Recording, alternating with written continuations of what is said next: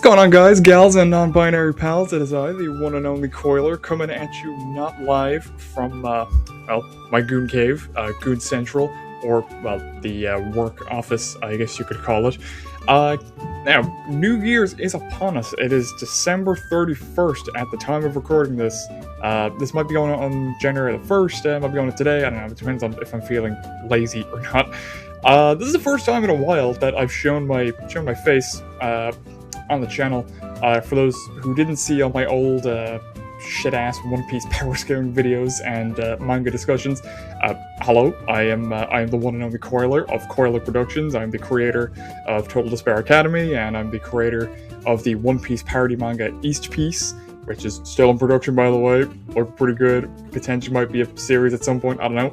But I wanted to come with you guys just to kind of talk about, I guess, the general year, you know, how this past year has been for the channel, and I guess to kind of update about what we're going to be doing going forward and what the game plan is for 2026, because it's going to be a big one. It's going to be a big one, guys. Obviously, Total Despair Academy came back this year, which was a very big deal, with the fully voiced series. Obviously, I feel like my editing has been getting consistently better. I've tried to employ some kind of new editing thing or technique with every episode, be that, you know, new character transitions, or how I layer the audio and stuff like that, or sound effects, or visual effects, and I think it's been going pretty good.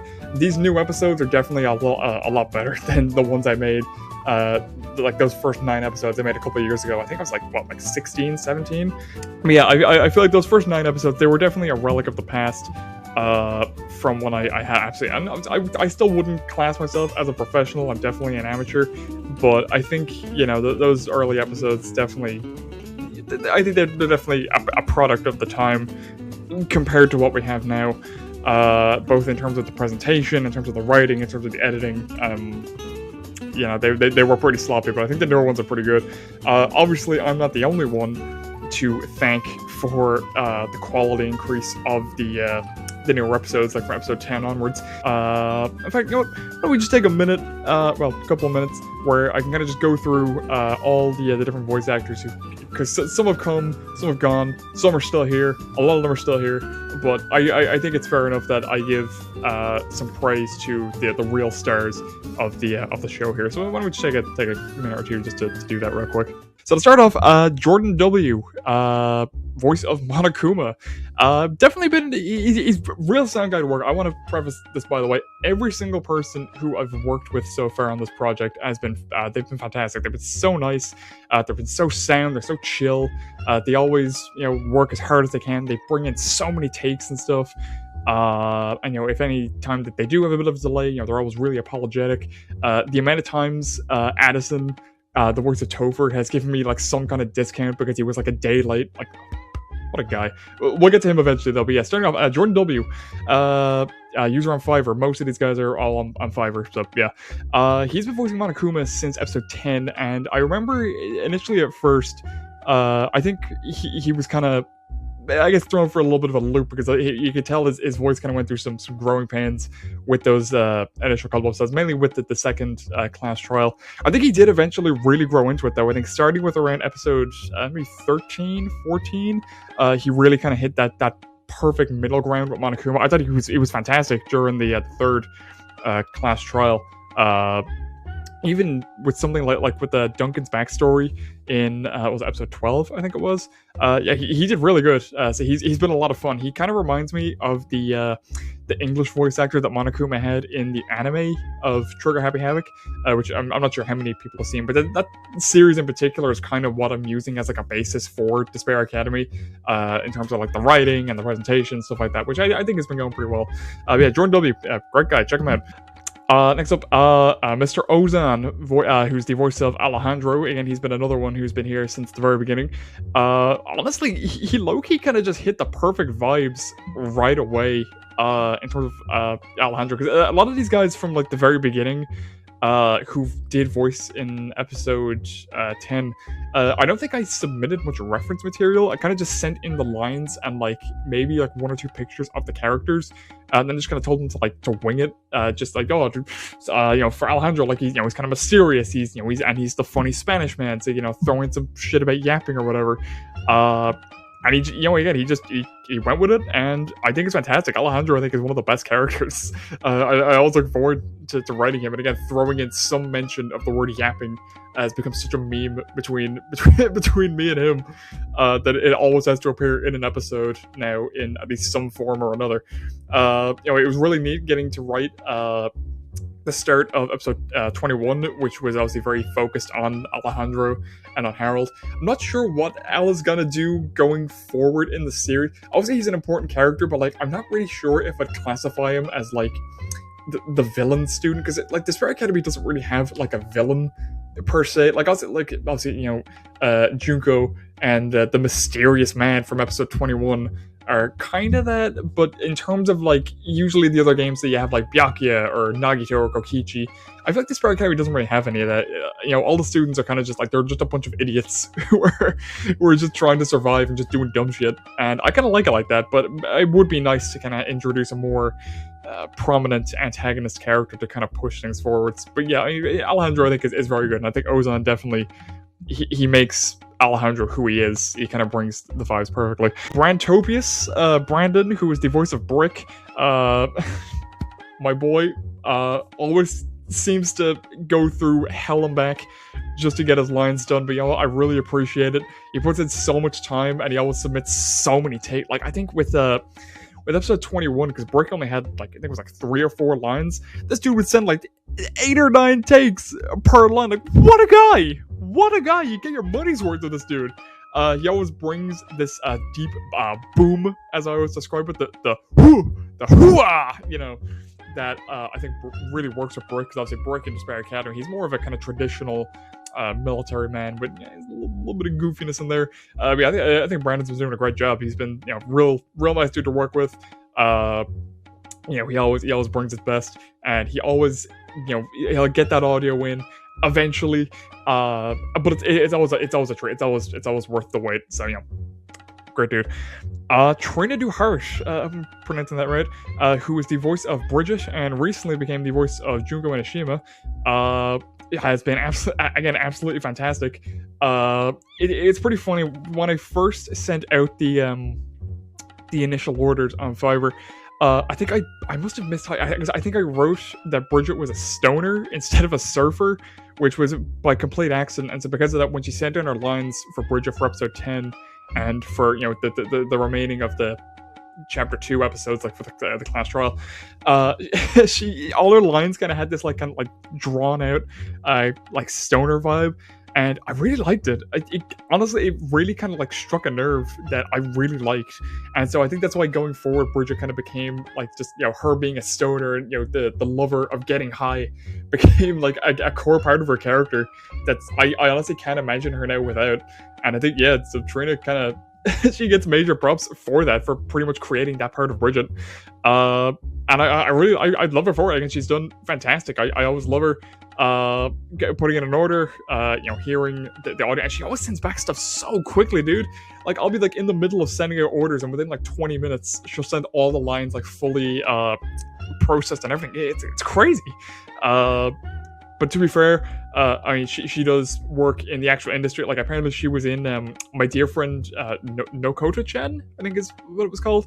And she also has a big YouTube channel with a shitload of subscribers. I think I put a shout out to her during the end credits of episode 21, where the characters get up and they break the fourth wall, and they're like, "Oh, subscribe to Coyler, hell yeah, we need to afford food this month." Yeah, she didn't do that. She also came in clutch with Junko in episode 21. I'll say that was Junko Nishima's first major appearance. I know she was question marks, but we know who it is. We know we played fucking dang it, Grandpa. We know who Junko Nishima is. And yeah, she really came in clutch with those couple of lines at the last minute. So really appreciate it. Thanks a lot for that. Oh my boy. Voice of Duncan, Mr. Reddrik. What a fucking unit. It has become such a meme that even though Duncan has been dead for over half the series, I always try to find a way just to slip him in, because I just love getting some kind of order in from Reddrik, because he's such a fun guy to work with. Every single time I've put in an order with him, he sends so much fucking dialogue. With episode it was episode 11 and episode 12 during like the Duncan kind of like crash outs. Dude, there was so much fucking audio. I think like for episode like I think for episode 10 alone, he sent like 10 minutes worth of dialogue, which was crazy. Like sitting down and like going through all that, it took like a day just to just to go through and like edit out what I thought were the best takes, because there were so many good takes as well. That's the thing. So it's really hard to kind of to pick and choose, but I think it's a lot of fun, and I think it shows the dedication. But yeah, Reddrik is such a good guy. We'll likely be seeing more Duncan in chapter 4. He'll be having an episode appearance at some point, so I'm really looking forward to that. Eric Baudrilt, he is the voice of Harold, and I think low-key, I think I'm just gonna put the hands up. I think he is probably the most accurate to the original character of Harold. The voice actor of Jasmine, Momo, she's a fucking top tier as well. She's absolutely up there as well. But I think Eric is he's just consistently knocked it out of the park. Like he's done absolutely fantastic in every single episode that he's voiced in. Like, it's been great writing for Harold and including him in episodes. He's always, on the ball immediately, in the Fiverr messages saying how much he enjoys doing it and how it brightens up his day, because he's always doing serious other projects. And so, Harold's where he gets to kind of let loose and have a bit of fun. And I think it definitely shows. I think the best thing a voice actor can do is to just genuinely enjoy the particular craft of the particular project, because I think that's how you get the most emotion, the most enthusiasm out of it. And Eric, he always kind of brings that in. So yeah, again, fucking A game. Chapter 2, obviously with the trial, he had to do a lot of shouting, and he really again, like Reddrik, there was so much audio that he would send in, but he did make it pretty easy, because he would break it up by scene. So he would send one file with all of scene 2's dialogue, and one with all of scene 3, and scene 4, so on and so forth. And that definitely made going through to edit out particular lines a lot easier, because there wasn't it's not it was a big wall of audio that was 20 minutes that I had to go through. I could chunk it up, which made it very easy. And so I really appreciate that. So yeah, Eric, absolute legend. You hard carried episode 21 with all the Harold stuff, the solo stuff at the very start for the first 3 scenes. So thank you very much, Jade. I really appreciate it. TsuChan, or Daphne, who's been voicing Heather, and seeing how she's, because obviously at the start, I think I could kind of tell she wasn't I guess fully in the zone, but it feels like she's gradually been improving with every episode. We had a discussion, I believe it was around the time of, I think it was episode, I want to say 17, I think it was, where she kind of explained that English isn't her first language. And that really caught me off guard, because I've actually been doing really well. But, and so I've been kind of working with her to help make the process a lot easier. And I think you could definitely see the gradual shift over time, where her voice has become a lot more confident. It's become a lot more broader with the vocal range. I'm trying my best here. Yeah, she's done great. And of course, Heather was the winner of the fan voted poll that went up a couple of weeks ago. So we will be seeing a Heather spotlight episode at some point in chapter 4, where we're going to see more about her backstory and about her past, and where she's going to get some more time in the spotlight. So definitely look forward to that. I think that should be a great time to do. Miss Momo, the Queen of Australia, who has been the voice of Jasmine for pretty much the whole series since episode 10, and she's also been the voice of Ella since, I believe, episode 12? Might have been, I think it was episode 12. Ella was originally voiced by someone named Caitlin Walker, who, she did pretty good. Again, I really do, I appreciate the time that, if you are seeing this, that she put in for those 1 or 2 episodes. Ultimately, I decided to go in a different direction, but yeah, I really appreciate the time that she put in for those 2 episodes. Back to Momo, yeah, she's been fucking killing it, dude. I can tell Ella's pretty hard on her voice. Ella doesn't really have that many Ella doesn't really have that much dialogue throughout a majority of the series. That is something I would like to change. I do want to give her more to do. Jasmine is pretty fun, though. Again, I think Momo kind of is up there next to Eric for just the accuracy for the original source material. The voice that she does for Jasmine was pretty much spot on from episode 1. It's become a bit, she's kind of found her own groove going forward with these last couple episodes, but she's always fun to write. Jasmine is such a jokester that I really enjoy getting to put her into episodes, and again, I really want to do more with her going forward, especially with the big twist about her having a prosthetic hand with the hook on it during the third trial. I think there's a lot of potential there that I can do for some fun stories. She also includes a lot of outtakes recently. I believe it was around the time of episode 20, episode 19, episode 18. She started including like bloopers and outtakes, and that's really fun. I love getting to hear that. I probably will start asking the other voice actors if they can start including bloopers and such going forward, because it's a lot of fun getting to just hear them kind of goof around with the voices as they're doing the lines. So, yep. Momo, absolute unit. Much appreciated. Next we're talking about Lightning, and Lightning, again, he's had 2 voice actors so far. Initially, he was voiced by a comedian, I believe, called Wills Max Jr., and he was fantastic. I really enjoyed him. Midway through, I think it was episode 13, after he submitted his audio, he moved away from Fiverr, and we just kind of lost contact. So that's why Lightning just didn't speak in, I think it was episode 14, and then when we saw him again in episode 15, he was dead. He has gotten a new voice actor, though, my buddy Brennan, Brenthusiast, who is an absolute fucking legend. He's one of my OGs. Me and him go back a long time, back to like the COVID lockdown.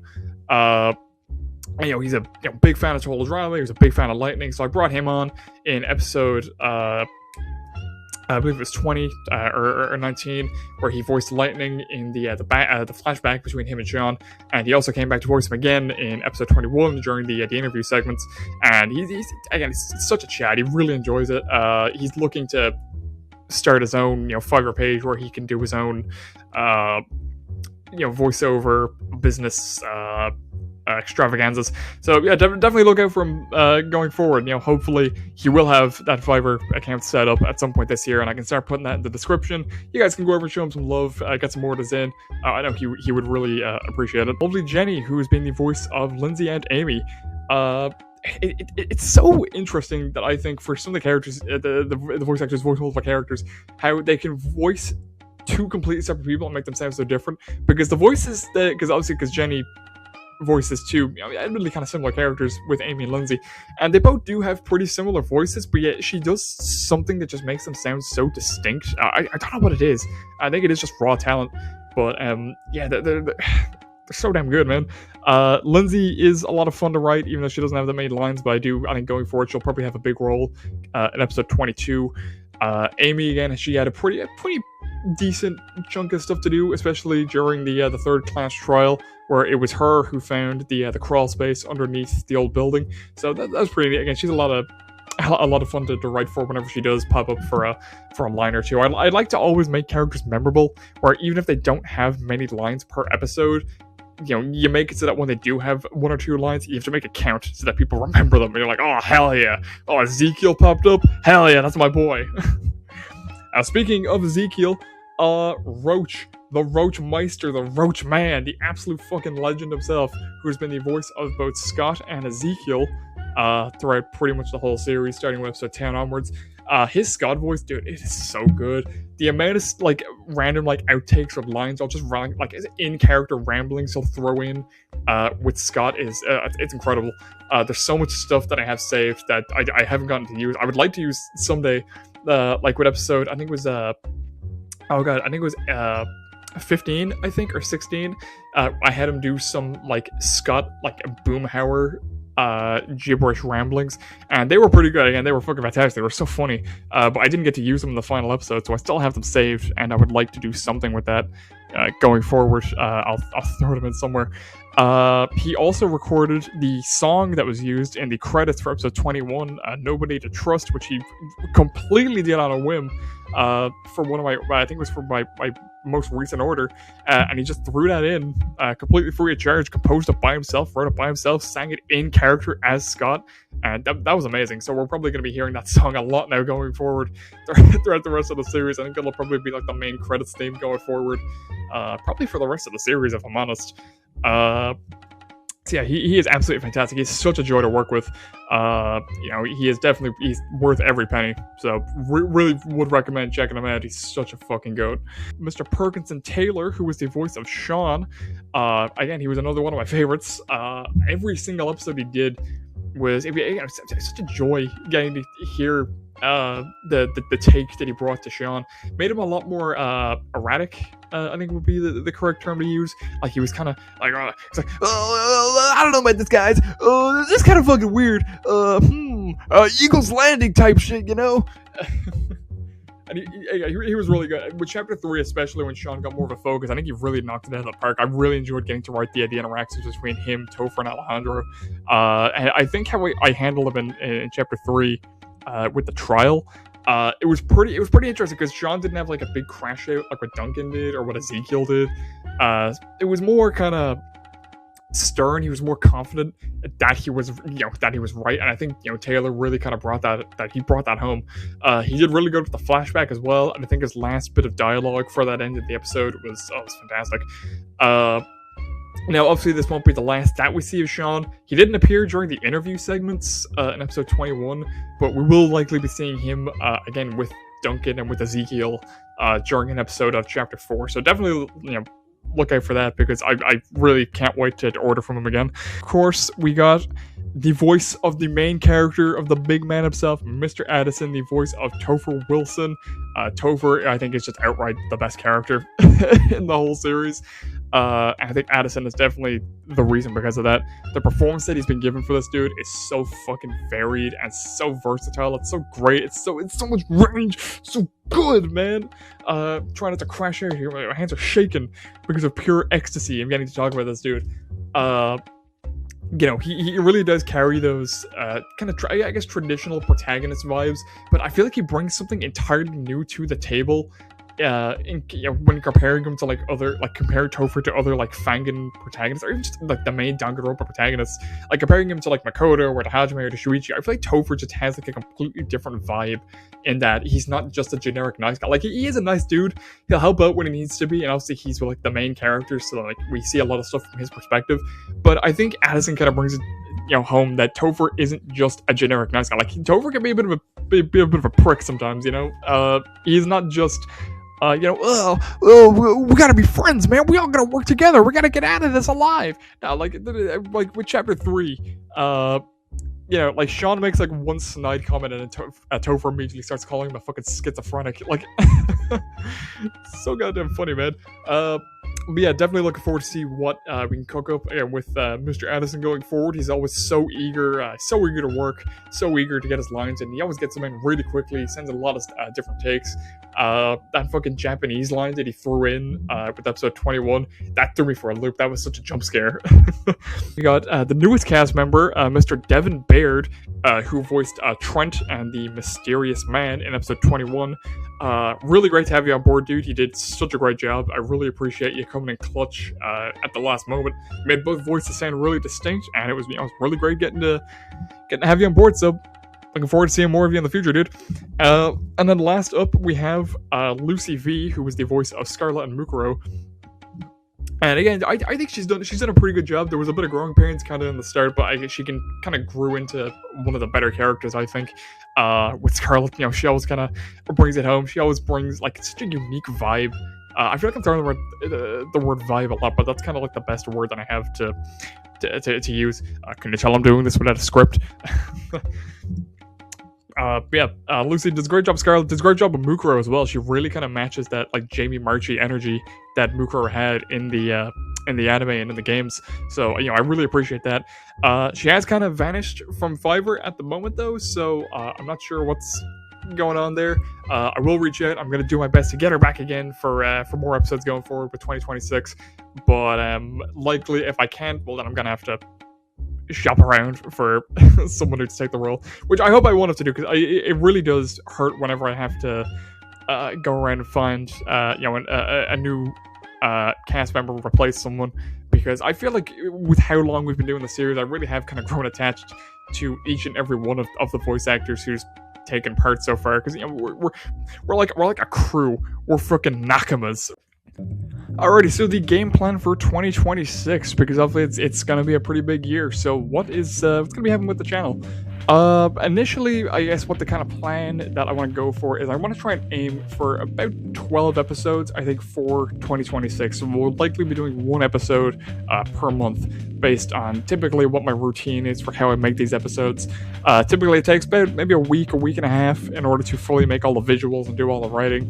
Then a week to have the voice act cast, do all the voiceover stuff, and then it takes me about a week again to just fully edit everything into the timeline. So it takes about a month just to put together one of these episodes. It's a lot of time, especially considering that I'm doing all this by myself as well. Like I don't have a team, I don't have editors, I don't have anything like that. I do everything by myself. I do have some of my buddies who will look over some scripting stuff beforehand, but that's pretty much it. Besides that, I do everything by myself. I come up with all the shit by myself. I come up with all the plots, all the writing, all that jazz by myself. So going forward, I think we'll be aiming for kind of one episode per year. Episode 23 is likely going to be when we'll see the Heather Spotlight episode, so that'll probably be coming out sometime around February. I think the general plan for Chapter 4 is I probably want to aim for around maybe 8 or 9 episodes, so roughly around the same kind of episode count that we saw for Chapter 3, which I think was kind of the perfect balance. I think there was enough time for the data life stuff where we could just kind of hang around with the characters and let them be stupid, but also enough time to kind of build up the mystery, for the investigation, because that got a whole episode, and then we got the trial, which was about, I think it was about 3 or 4 episodes, which I think was the perfect length, if I'm honest, compared to some of the early chapters, which were only like 6 episodes each, I think. So yeah, that's definitely something that I would like to do. Hoping to potentially branch out a bit and do some videos covering East Piece, which again, as I mentioned earlier, is my web manga, which is a One Piece parody series that again I do all by myself. It's about Don Krieg, where he goes on a big adventure, and it's so cool, it's so epic. Chapter 50 is currently in the works, and I typically post that onto my own subreddit r/Krieg posting, home of the Don Krieg agenda, and I also post it on Pirate Folk, where I am a moderator there. So I'm hoping one day that maybe this year we can do something where I can do like a dub for the comic. That would be pretty cool to do. I'd imagine it would have most of the voice cast from Despair Academy coming back to do it. But I'll keep you guys posted. Despair Academy, I guess, is the main priority. That's priority number 1 that I want to see to it. I have no idea how long the series is ultimately going to be. I want to make sure, like, I don't want this to be like fucking One Piece or like I don't know, like Hajime no Ippo, where it goes on for like 1,050 chapters. That would not be very good. So we'll probably aim for, I think, for maybe 50 episodes. I think could probably be like the sweet spot. I think that could probably be doable. I'm still kind of tossing things around on who is actually going to die off in this chapter, because it's kind of hard, because also for those who've read the fan fiction, we have kind of deviated just a little bit from what the original, I guess, kills were, because in the fan fiction, Jasmine actually was killed off in chapter 3, and then Shawn was executed. But obviously in this series, Lightning was the one who died, and then Shawn was executed. So I think it's all right to kind of, I guess, maybe play a little hazy, maybe change the kill order just a little bit. But we'll have to see what happens. Obviously, I won't spoil anything of who's going to kick the bucket or whatever. You guys are going to have to keep watching and find out. It just happens to be that I also don't know what it's going to be. So yeah, I think that might be about it for all that I really wanted to talk about. I guess this kind of was just a time for me to just give a quick little update about what the plan is going forward for the year, and to give some appreciation to the voice actors who've been giving their time and their dedication and their resources into putting this project together. Even if we only get like a couple hundred, like, cause typically we only average about maybe 200 to 400 views per episode, and like, even if that's not much, I do really appreciate all those consistent people who come back and they watch every month. They leave comments and they they follow the community tabs. It does mean a lot. It means a lot that my shitty ass fan fiction is getting this kind of traction, and I really do appreciate it.